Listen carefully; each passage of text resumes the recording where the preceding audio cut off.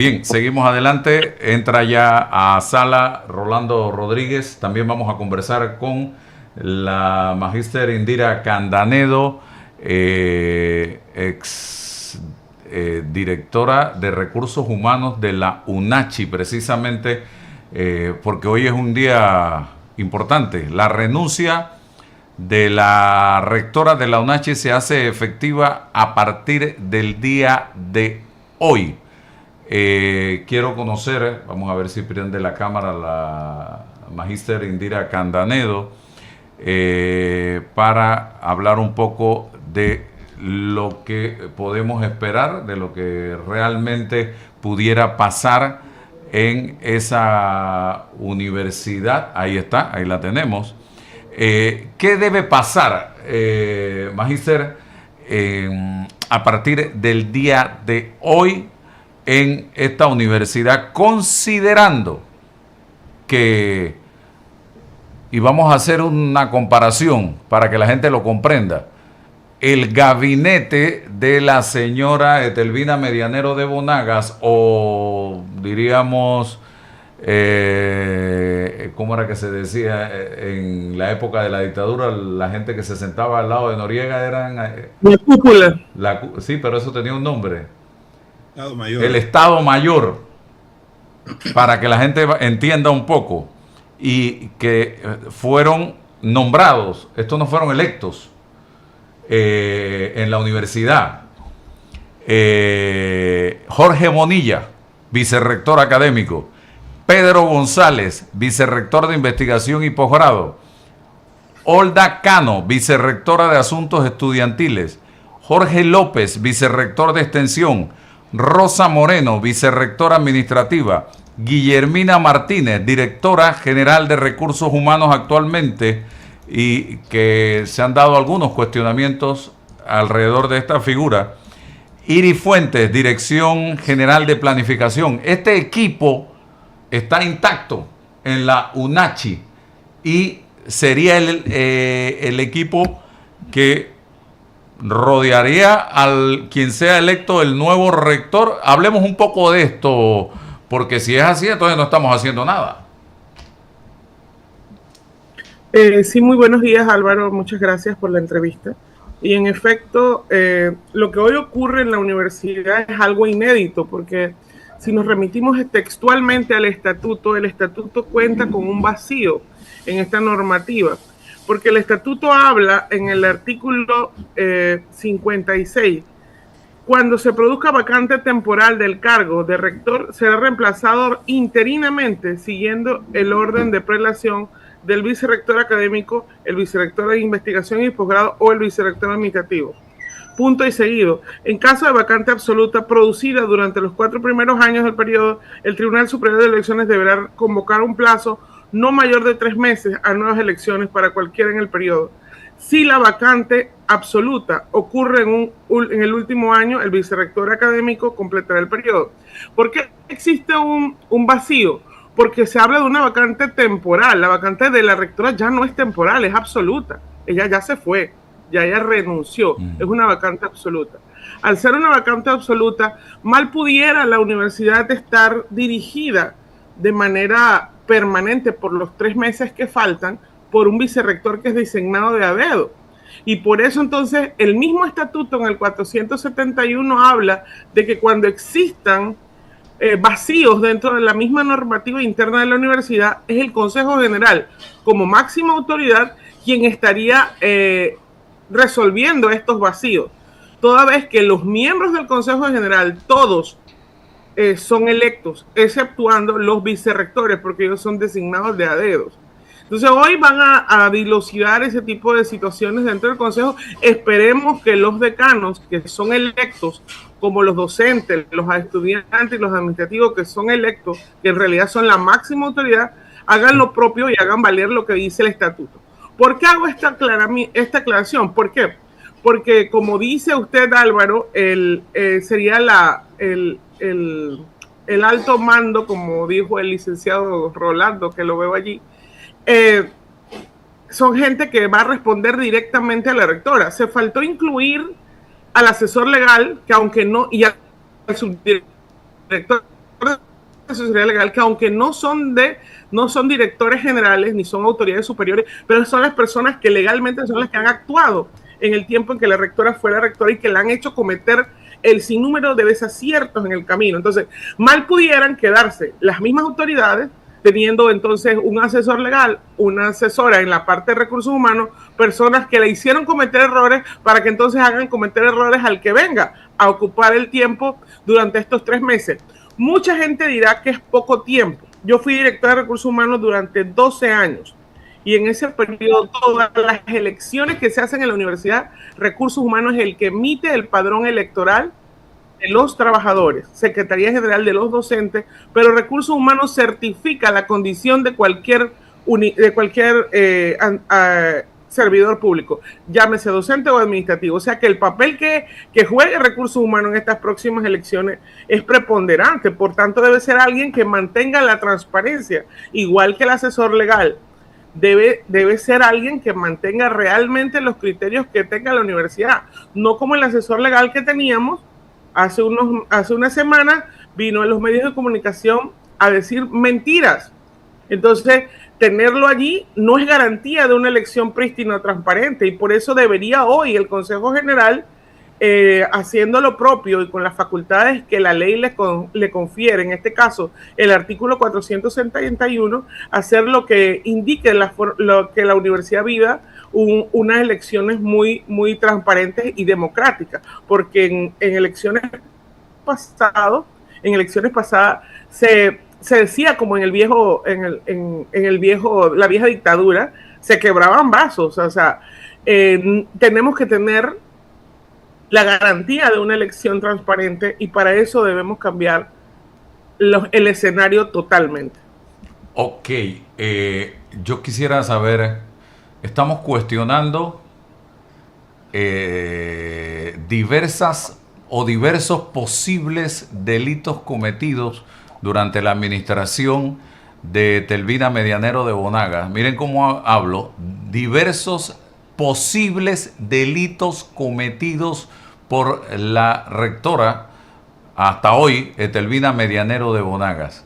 Pero durante la administración de Telvina Medianero de Bonagas hemos visto a estas figuras acompañándola en la toma de decisiones, o ella tomó todas las decisiones unilateralmente.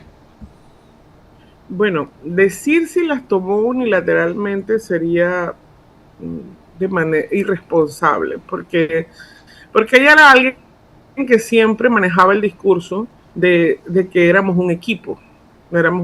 Probablemente a mí me decía que éramos un equipo y como yo desde muy joven siempre he sabido que es jugar en un equipo, porque toda la vida jugué basquetbol en mi colegio, pero quien no sabe jugar en un equipo no lo entendía. Yo sí me la creía. Vamos a creer o a pensar que el resto de los demás miembros del equipo se la creían. Pero sí, las decisiones en su mayoría ella recibía mucho asesoramiento y en este último periodo, como lo he manifestado en otras declaraciones, exclusivamente del vicerrector académico, que quiero destacar que ya renunció también, y del asesor legal. Pero renunció el vicerrector académico, más no renuncia al asesor legal ni renuncia a la directora de recursos humanos. Una de las razones por las que yo estoy fuera de la Dirección de Recursos Humanos desde el año pasado era porque al estar 12 años yo tenía mucho conocimiento, 12 años de directora y 28, casi 29, los cumplo dentro de muy poco, de trabajar en la universidad. O sea, yo conozco toda la universidad. Era muy difícil a mí meterme un gol, como si lo quisiera hablar en buen panameño. Entonces, todo lo que yo le devolviera a él era algo que causaba roncha, causaba molestia. Pero sin embargo, la actual directora, por venir de una institución externa como la Contraloría, muy probablemente como fiscalizadora, ella conocía el hecho del manejo del presupuesto en función de que si había un nombramiento para Álvaro Alvarado, la partida existiera. Pues eso era su trabajo. Más que todo eso era su trabajo, pero las entrañas de la universidad, donde tenemos una institución que cuenta con una ley orgánica, tiene un estatuto universitario, tiene una ley de carrera administrativa, tiene un reglamento de carrera administrativa para el estamento administrativo, tiene un sinnúmero de reglamentos para banco de datos, para capacitación, para evaluación. La universidad está súper reglamentada, porque son cosas o exigencias que nos piden las instancias como CONEAUPA para la acreditación. En esa misma medida es importante que dejar claro que ella no solamente tenía que seguir el asesoramiento de la gente, sino cumplir con la ley o con la norma establecida. En el camino, por ejemplo, ahorita nosotros tenemos en la universidad, se aprobó un acuerdo de consejo en donde no se iba a aceptar que nadie que estuviera, que ingresara a trabajar en la universidad, sea docente o administrativo, tenía que hacer una declaración jurada diciendo que no tenía ningún familiar dentro de la universidad. Eso era para ponerle un parche a este cuento de lo de ANTAI. Sin embargo, posterior a eso, se nombraron personas que tienen grados de familiaridad, porque eso solamente era para hacerle al gobierno una pantalla de que, mira, estamos haciendo las cosas como tú me las estás pidiendo. Pero es falso. Es igual que con los títulos. En los títulos también se aprobó un acuerdo de consejo donde decía que ya no iban a aceptar más los títulos. Sin embargo, en el 2024 se siguieron aceptando sus títulos para los bancos de datos. No sé en el 25 porque yo salí en el 10 de marzo, pero probablemente yo sí los detecté en el 24 porque yo conocía a la gente. Pero probablemente la nueva directora no los detectó porque ella no conoce ni a las personas ni conoce las entrañas de la universidad. Entonces, este tipo de cosas son las que han dado al lugar, así como dice Álvaro, a la posible consecución de algún delito. Porque recordemos que los servidores públicos, y para mí eso es lo más grave, los servidores públicos solo podemos hacer lo que expresamente nos permite la ley.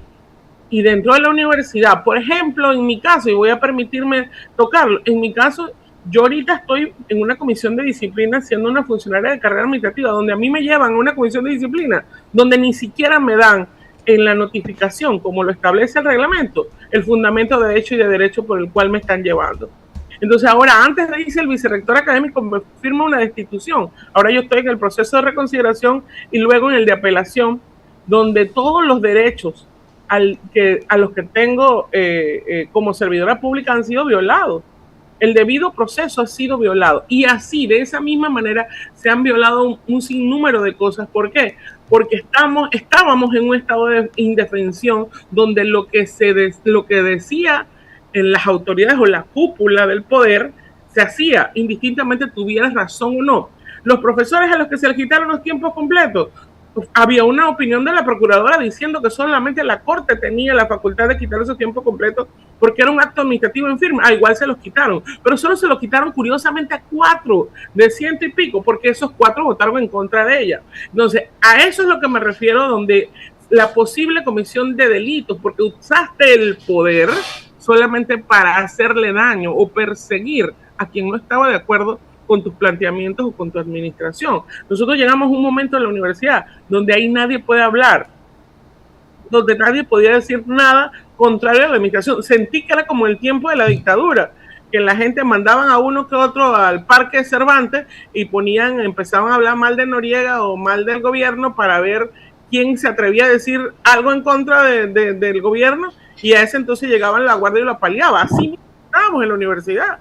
Pero esperemos que hoy, y yo le hago un llamado a los decanos, que son autoridades electas, que hagan lo propio y que defiendan la universidad. Estamos hablando no solamente de la autonomía, estamos hablando de la institucionalidad. Tú no puedes tener una universidad que debe ser garante de la democracia, y es quien forma formadores, donde todo el mundo tiene miedo, donde nadie tiene la capacidad de poder decir algo distinto a lo que decían las autoridades. Entonces, el principio básico de formar personas o profesionales integrales se pierde cuando tú no puedes tener pensamiento crítico.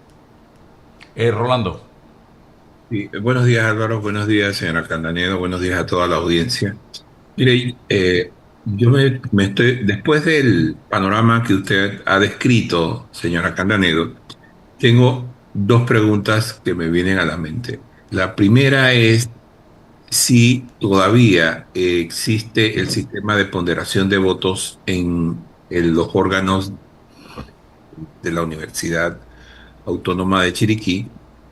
Si eso es así, ¿qué se espera de unas elecciones en el Consejo General Universitario?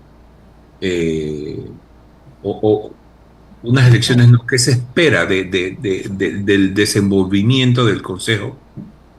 ¿Y cómo ve usted la composición del Consejo en este momento? A ver, sí, en la universidad la ponderación para escoger al rector, la elección del rector, ojo que no es lo mismo del consejo. La elección del rector, sí existe la ponderación por ley. En el artículo 35, si no me falla mi memoria, de la ley 4 del 16 de enero del 2006, que es la ley de UNACHI, la ley orgánica de la universidad. Los docentes valen un 60%, los estudiantes valen un 30% y los administrativos valen un 10%. Pero así actualmente está la ley, así que ese instrumento con el que tenemos que utilizar para escoger al nuevo rector en un periodo no mayor de 3 meses, como lo establece el artículo 56 de la ley, del estatuto, perdón. Pero en el consejo que hay hoy, todos los que están allí electos son electos por voto 1 a 1. O sea, todos los representantes docentes, todos los representantes administrativos y todos los representantes estudiantiles, quienes lo eligieron a ellos, el voto valía 1 a 1. Pero, y ahí en ese consejo, el voto de ellos, todos valen iguales. No hay nadie que valga más porque es decano, más que un estudiante. No, ahí todos están parejos en ese órgano colegiado de gobierno. Entonces, cuando se hace la elección del rector, también procede una elección del Consejo General Universitario, de los miembros del Consejo. ¿Cómo se elige? No. El Consejo, mire, por ejemplo, hay elección de órganos de gobierno cada 2 años. Corresponde en el año 2027 hacer nuevamente elecciones de los órganos de gobierno. Cada 2 años son cambiados. De hecho, el año pasado, en el 2025, hubo una elección de los órganos colegiados de gobierno. Yo participé para el Consejo Administrativo, gané y me la quitaron de la manera más vil. El Tribunal de Elecciones se prestó para que me quitaran mi curul, aunque me la haya ganado en buena lid con todos los votos. Pero porque esa es otra cosa que debemos modificar. Ojalá después de todo esto, todas las fuerzas vivas de la universidad, de verdad hagamos una modificación de la ley de la universidad. La ley de la universidad hay que cambiarla, no solamente por el tema de la ponderación, sino por el tema del Tribunal Superior de Elecciones. El Tribunal Superior de Elecciones, ellos mismos hacen su reglamento y ellos mismos se lo aprueban. Imagínense esto. Cuando aquí en Panamá, si hacemos la analogía de Panamá, nosotros, el Tribunal de Elecciones hace su ley, pero la Asamblea la aprueba. No, en la UNACHI no. En la UNACHI fantásticamente ellos mismos hacen el reglamento y ellos mismos lo aprueban. Y si en el camino no le gustó algo que beneficie a Rolando Rodríguez, entonces yo lo cambio y hay una adenda. Y así funciona. Entonces, es tan difícil ante una situación como esa.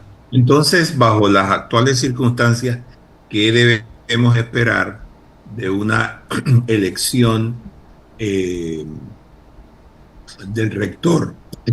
Porque por el tema del voto ponderado, ¿qué debemos esperar? Mire, la verdad es que en esta ocasión veo muy difícil, siempre y cuando se cumpla la ley y la normativa, que gane alguien que tenga algún vestigio de la administración actual.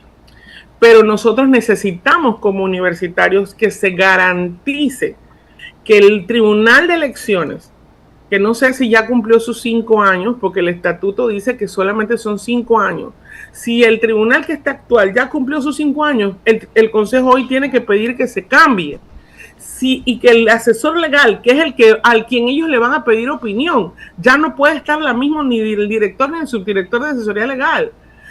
¿A quién le van a pedir instrucción sobre los votantes o el padrón electoral de recursos humanos? No puede estar las mismas personas, porque caeríamos en lo mismo. Podríamos estar entonces ante una situación de que sigan mandando en control remoto desde su casa, porque al final lo que yo supongo que va a hacer la administración actual es tener un candidato al cual ellos van a darle todo el apoyo para seguir manteniendo la misma línea de la cúpula de poder, que ganen las elecciones. Pero sí, obviamente con el instrumento que está, los docentes son los que tienen la mayoría de la ponderación. En otras palabras, aun cuando esté la señora rectora fuera de la universidad, lo que ha quedado allí, su huella en la administración, probablemente se torne en modo de supervivencia y estas elecciones tiendan entonces a buscar la posibilidad de mantener el status quo. ¿Es así?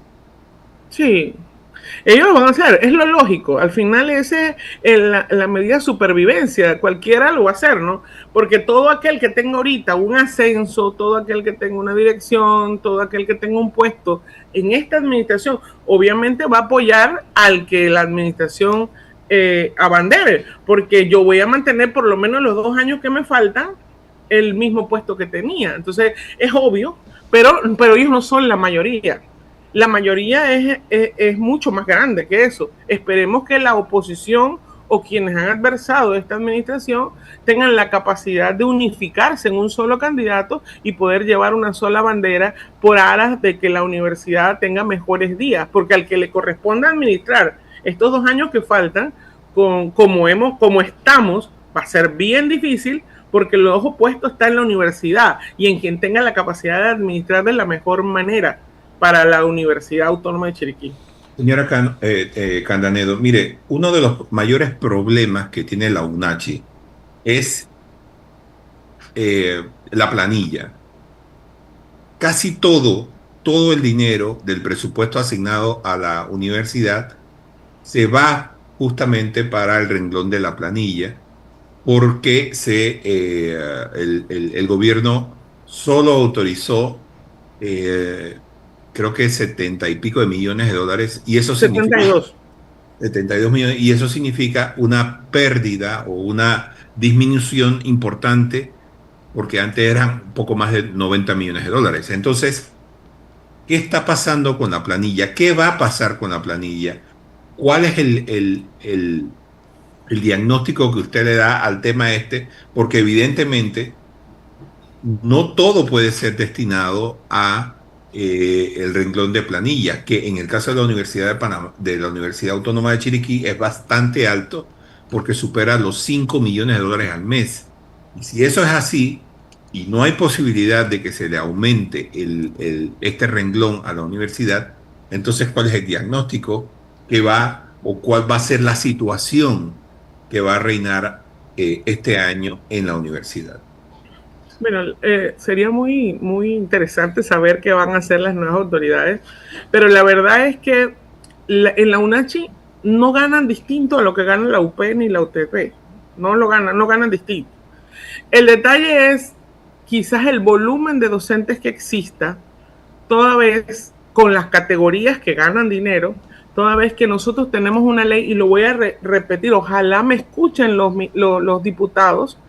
La ley de UNACHI originalmente en el 2006 incluye un artículo, el famoso artículo 90, donde los docentes, cuando tuvieran 5 años o más, automáticamente sin concurso llegaron a ser adjunto cuarto, que es una categoría en donde los docentes tienen un estatus donde ganan más dinero.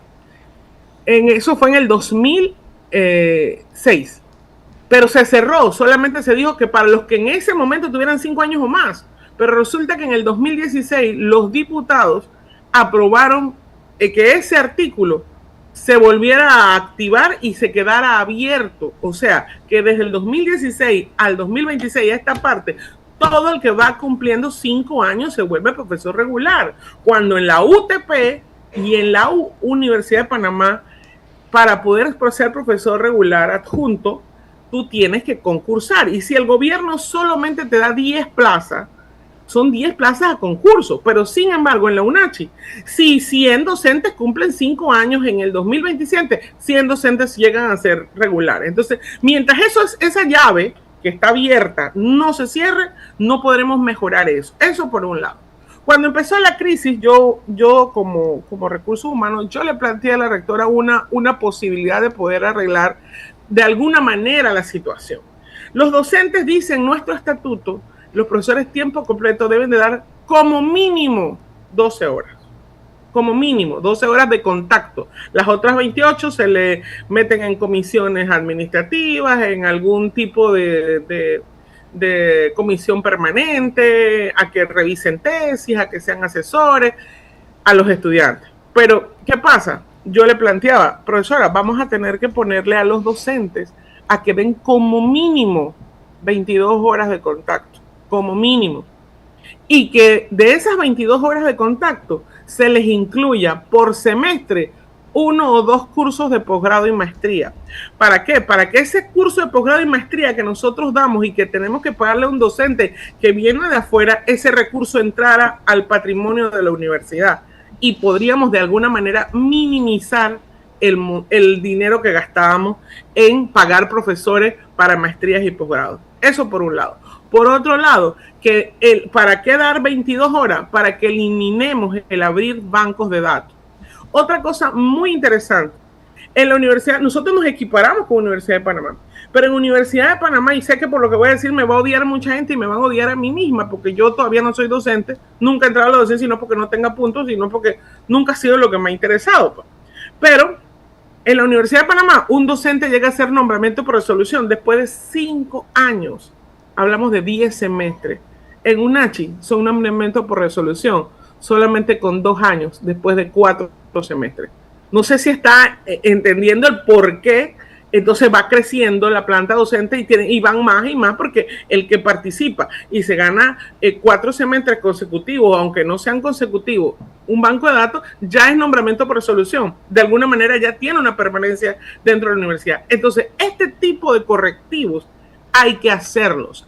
Hay que hacerlos para poder ajustar lo que todo el mundo cuestiona, que son los salarios de la universidad y que hay mucha gente ganando mucho dinero. En el sector administrativo, hay administrativos, sí, hay bastantes administrativos, pero no es tanto que estén los administrativos, sino mal ubicados, mal seccionados.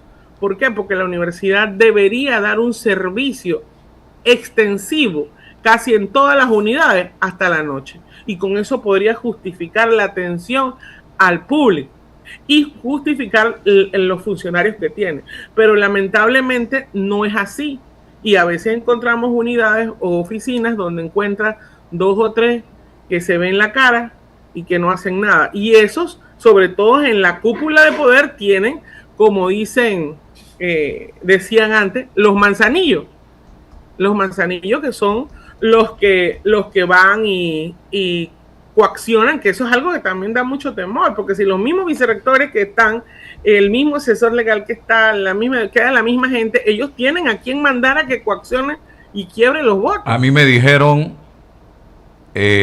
fuente confiable, que han estado, después de la renuncia de la señora de Telvina, algunos directivos llamando a administrativos precisamente con el propósito de intimidar a funcionarios. ¿Usted ha escuchado algo de eso? 1. 2. A mí me llegaron por varias vías estos afiches el día viernes y sábado que quiero mostrar a través de mi cuenta de WhatsApp, que parece una campaña ya interna para escoger rector. No sé, aquí estos afiches que vamos a ver en pantalla, elaborados, confeccionados, aquí dice Universidad Autónoma de Chiriquí, por el cambio que necesitamos. Todavía no se ha muerto el paciente y ya estamos viendo estos afiches circulando. A mí me llegaron, doctora Edith Rivera, vamos con otro, doctora Olda María Cano Lazone, liderazgo que integra, no sé esto quién lo hizo, cómo, pero es lo que me ha estado llegando. Yo no estoy diciendo más nada que eso. Y hay otro que dice trayectoria reconocida por la excelencia universitaria, Hugo Moreno, UNACHI. Eso me ha llegado a mí, a mi celular. ¿Esto qué es? Las dos preguntas. Refrescame la primera. Que si le han llamado a la gente para intimidarlo. Bueno, no me consta porque recuerda que ahorita yo estoy fuera. Yo ahorita voy a ir a anunciar mi recurso de reconsideración, que lo debo estar interponiendo el miércoles de esta semana, pero no me extrañaría porque cuando era la elección para los órganos de gobierno donde yo participé, yo, una simple mortal, la autoridad superior se encargó de llamar administrativo por administrativo de los que aún no han sido acreditados y les decía palabras como: allá afuera en la calle está muy dura, los trabajos están muy duros, así que usted sabe lo que tiene que hacer. Así que eso no me extrañaría, porque esa práctica ya se ha dado, no una, todas las veces que hay elección en la universidad, y no con esta administración. Eso es histórico, la gente usa el poder para eso. De hecho, a esos administrativos que no los han acreditado, ahora andan corriendo. Dice que el fin de semana anterior Recursos Humanos corría a ver cómo acreditaban a la gente después de una mora desde el 2023, porque ahora los quieren utilizar para hacer la pantalla del candidato que ellos pongan, porque eso es lo que da tristeza. Ojalá el gobierno ponga atención, y si los administrativos han esperado ya 3 años, que esperen 2 meses más a que gane el nuevo rector, porque si ahorita lo dejan con este rector es para utilizarlos y obligarlos a que voten con la nómina que ellos quieran que ganen. Entonces, ¿hasta cuándo seguiremos usando el poder para hacerle daño? En relación a las imágenes, le faltaron varias, Álvaro. También hay como 3 más que han salido a la palestra de candidatos, pero es normal, supongo yo, por el periodo tan corto de tiempo que va a haber para escoger el rector. Lo que sí es que en esta ocasión todo el que quiere ser candidato que salga, porque esta es una elección en donde no van a tener que gastar recursos, donde quien tenga la capacidad de convencer con un discurso y con un plan de trabajo real que pueda sacarnos del hoyo donde estamos metidos como universidad, el que tenga esa capacidad en este corto tiempo es el que quizás tenga la oportunidad de ganar, porque no va a haber que hacer ni cierres de campaña, ni no te da tiempo para ir por los salones, ni por ir los centros regionales. Está muy, muy difícil esta campaña, así que y va a salir cualquier. Usted me mostró 3, yo tengo como 4 más que ahora se los mando para que vea que son un montón que ya son candidatos. Ya son candidatos a rector de la universidad, porque por estos 3 meses habrá que... ¿quién cree usted que quede al frente de manera temporal? Bueno, hoy lo dispone el Consejo General, y como lo leí al inicio, hay un vacío en la norma, porque ahorita la vacante no es temporal, la vacante es definitiva, permanente. Entonces el Consejo tendrá que definir qué es lo que van a hacer. En otro artículo del estatuto habla de que en ausencia del vicerrector académico, quien queda como vicerrector académico es el decano más antiguo. No sé si ellos se van a ir por esa línea, porque el decano más antiguo sí es una persona que es electa, entonces que a él le corresponda designar las autoridades que van a ocupar esos cargos durante los 3 meses que faltan para la elección. Recordemos que el segundo semestre empieza en agosto, o sea que muy probablemente van a querer hacer una elección de manera tal que el nuevo rector, que va a terminar el periodo, creo que falta 1 año y 9 meses, que ese nuevo rector empiece el primer día del segundo semestre como se estila cuando es una elección normal, para culminar este periodo de 2023-2028. Bueno, le agradezco, Magíster Indira Candanedo. Seguimos en contacto. Mándeme los afiches que quedan.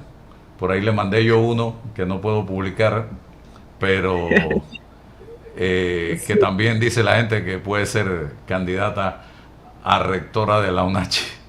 Nada más que se ríe.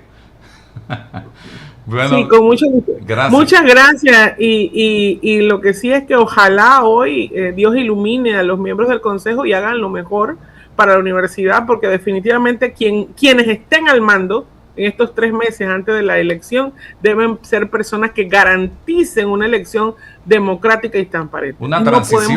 Una transición correcta, ya en aras de tratar de lograr sanear esa universidad y cambiarle la imagen que hoy tiene, lamentablemente, debido a algunas decisiones que se fueron tomando con el pasar de los años.